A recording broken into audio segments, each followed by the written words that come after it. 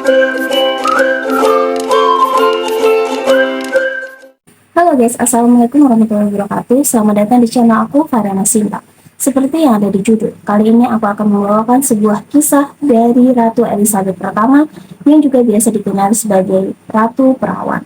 Yang dimana beliau ini merupakan sosok yang sangat luar biasa yang terkenal dengan keberanian, kelihayan, dan juga keagungannya dalam membantu mempersatukan bangsa-bangsa untuk melawan musuh-musuh negara. Pujian-pujian yang dilimpahkan baik di semasa hidupnya maupun pada abad-abad berikutnya bukanlah sesuatu yang didapatkan secara spontan. Semua itu merupakan hasil yang dilakukan secara hati-hati dan cemerlang yang menjadikan dirinya sebagai simbol takdir bangsa yang berkilauan. Meskipun beliau ini tidak memiliki kekuatan absolut, namun dia dengan gigih menjunjung wewenangnya untuk membuat keputusan-keputusan penting dan menerapkan kebijakan-kebijakan utama baik untuk negara maupun untuk gereja.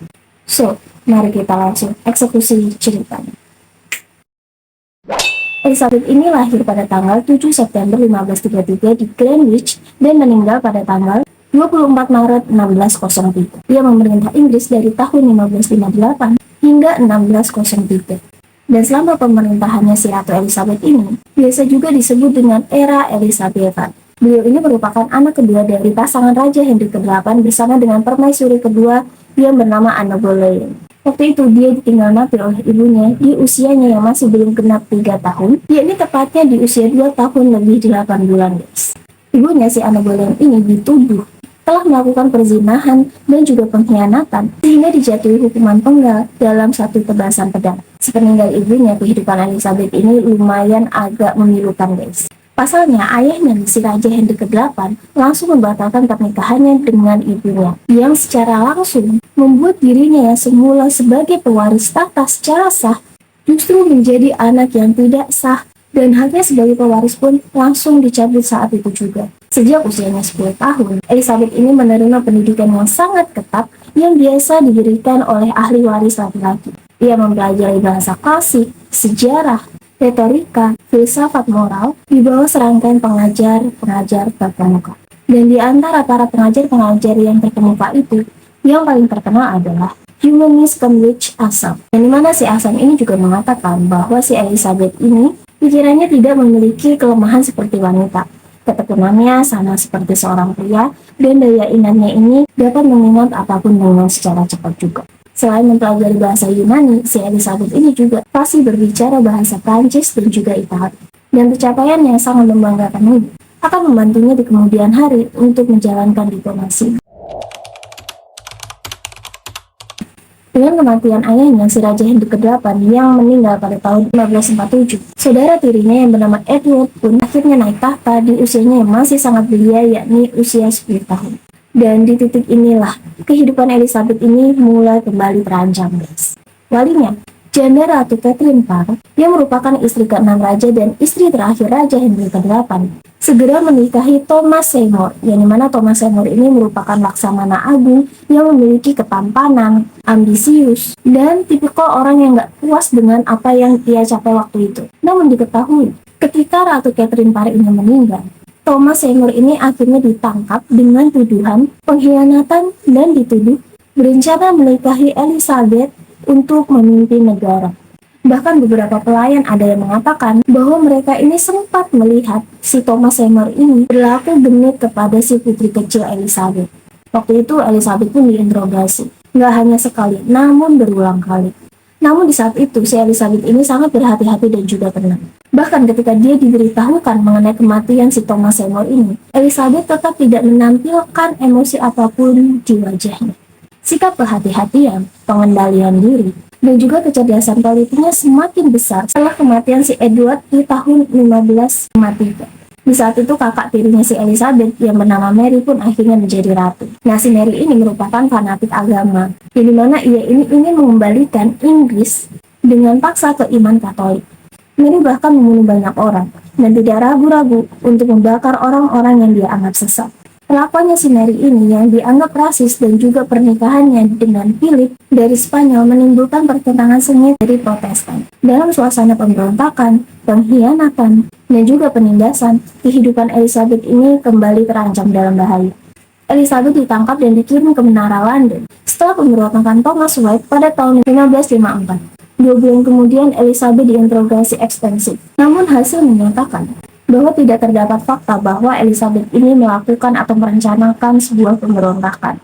Hingga pada akhirnya dia ini dibebaskan dari menara, namun tetap menjadi tahanan di Woodstock. Disinilah kesulitan demi kesulitan di hidupnya si Elizabeth ini mulai berkurang, meskipun di setiap gerak-geriknya ini masih saja tidak pernah lepas dari pengawasan.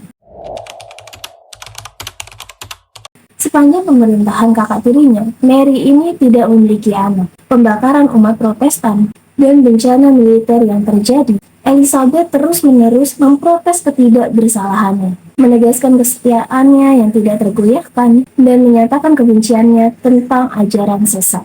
Namun itu semua hanyalah caranya dia untuk bertahan hidup, guys. Dia mencoba bertahan hidup melalui disiplin diri dan manipulasi penampilan secara bijaksana. Banyak umat Protestan dan Katolik berasumsi bahwa presentasi dirinya ini merupakan tipuan belaka. Setelah kematian Mary, yang jatuh pada tanggal 17 November 1558, Elizabeth akhirnya naik tahta menjadi seorang ratu. Ia naik tahta di tengah lonceng, api unggun, demonstrasi patriotik, dan tanda-tanda kegembiraan publik lainnya. Minggu pertama pemerintahannya tidak sepenuhnya diberikan kepada tindakan simbolis dan seremonial publik. Elizabeth segera membentuk pemerintahannya dan mengeluarkan proklamasi.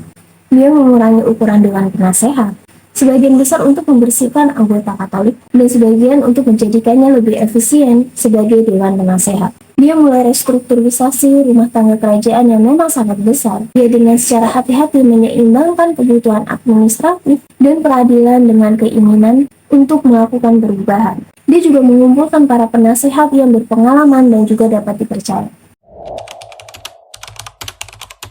Periode setelah kekalahan armada Spanyol di tahun 1588 merupakan periode yang sangat sulit bagi Elizabeth. Konflik dengan Spanyol dan juga Irlandia masih saja berlanjut, beban pajak semakin berat, dan ekonomi lesu akibat panen yang buruk dan biaya perang. Hingga pada akhirnya semua harga-harga barang naik dan standar kehidupan pun mulai jatuh. Pada masa ini, penindasan umat Katolik semakin intens. Elizabeth pada tahun 1591 mengizinkan komisi untuk menginterogasi dan juga mengawasi rumah tangga Katolik. Untuk mempertahankan ilusi perdamaian dan kesejahteraan, ia semakin bergantung dengan mata-mata internal dan juga propaganda. Pada tahun-tahun akhirnya, menguatnya kritik menunjukkan bahwa merosotnya kesukaan publik terhadap dirinya. Pada tahun-tahun terakhir Elizabeth, ia memberikan hak monopoli sebagai sistem perlindungan bebas biaya, daripada meminta lebih banyak subsidi dari parlemen pada masa perang. Teks ini segera menimbulkan penerapan harga. Semakin kayanya orang istana, semakin membuat rugi rakyat ya. Hingga akhirnya hal ini memicu kemarahan publik.